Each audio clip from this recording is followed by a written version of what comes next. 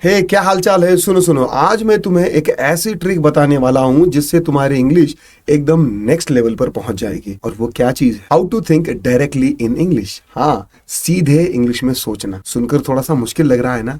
रुको, मैं इसे एकदम आसान बना दूंगा। चलो शुरू करते हैं। This is the eSwayam English speaking system.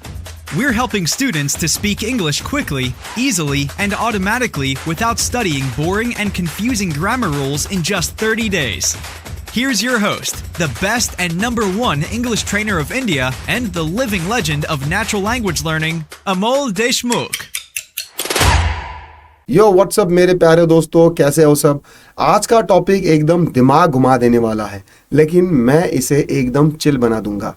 Topic है how to think directly in English, मतलब सीधे इंग्लिश में डायरेक्टली कैसे सोचे। अब तुम सोचोगे यार ये तो एकदम इम्पॉसिबल है, हम पहले हिंदी में सोचते हैं और फिर उसे इंग्लिश में ट्रांसलेट करते हैं। रुको जरा, यही तो प्रॉब्लम है और यही आपको समझना है। देखो, जब तुम हिंदी में सोचकर उसे इंग्लिश में ट्रांसलेट करते हो तो तुम्हारे दिमाग को डबल काम करना पड़ता है। पहले हिंदी में सेंटेंसेस बनाना, फिर उसे इंग्लिश में कन्वर्ट करना, ये बहुत टाइम लेता है और तुम्हारी फ्लुएंसी को ये नेचुरली रोक देता है। असली फ्लुएंसी तो तभी आती है जब तुम सीधे इंग्लिश में सोचना शुरू कर दोगे। अब तुम सोच रहे होगे कि ये कैसे करें। सुनो, इसका एक सीक्रेट है, इमर्शन। पूरी तरह से इंग्लिश के साथ डूब जाना, मतलब अपने आप को पूरी तरीके से इंग्लिश को सराउंड कर लो, पूरी तरीके से इंग्लिश में खुद को डुबा दो। अब इमर्शन का मतलब ये नहीं है कि 24 घंटे इंग्लिश में बात करना शुरू कर दो। इमर्शन का मतलब ये है कि अपनी डेली लाइफ में ज्यादा से ज्यादा इंग्लिश को शामिल करना। मान लो तुम कुछ सोच रहे हो लेकिन तुम नॉर्मली हिंदी में सोचते हो, तो अब तुम्हें कोशिश करनी है कि उसे इंग्लिश में सोचे। शुरू में ये थोड़ा सा मुश्किल लगेगा, तुम्हें कुछ वर्ड्स पता नहीं होंगे, लेकिन धीरे धीरे तुम देखोगे कि तुम्हारा दिमाग अपने आप इंग्लिश के वर्ड्स को और सेंटेंसेस को कनेक्ट करने लगा है। तो इंग्लिश में आपका ब्रेन इवॉल्वर एग्जिस्ट करने के लिए पहला स्टेप क्या हुआ? अपनी सोच को इंग्लिश में बदलो। अब दूसरा कमाल सुनो, आपके आसपास की चीजों को इंग्लिश में लेबल करना शुरू कर दो।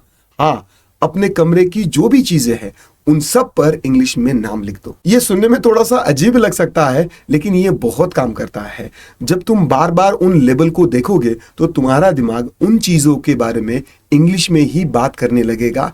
इंग्लिश में ही वर्ड्स एकदम से आपके ब्रेन में चिपक जाएंगे और वो पक्के हो जाएंगे। तो इंग्लिश में सोचने का दूसरा तरीका क्या है? अपने आसपास की दुनिया को इंग्लिश में लेबल करो। और तीसरा, एक और बहुत इंपॉर्टेंट पॉइंट, अपने फोन और कंप्यूटर की लैंग्वेज को इंग्लिश में कर दो।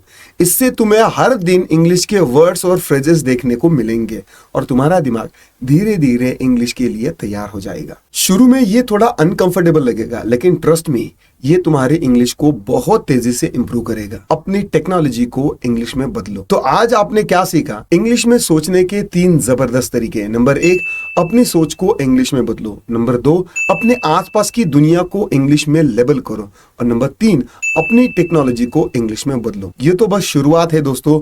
अगली वीडियो में ये बताऊंगा कि तुम कैसे मजेदार तरीके से इंग्लिश में सोचना शुरू कर सकते हो। कुछ कमाल की एक्टिविटीज करेंगे, तो कहीं मत जाना। अगले वीडियो में हम खोलेंगे इंग्लिश में सोचने का खजाना, तो देखना मत भूलना। और हाँ, ये वीडियो कैसा लगा कमेंट में जरूर बताना, लाइक और शेयर करना मत भूलना। चलो फिर मिलते हैं, बाय बाय।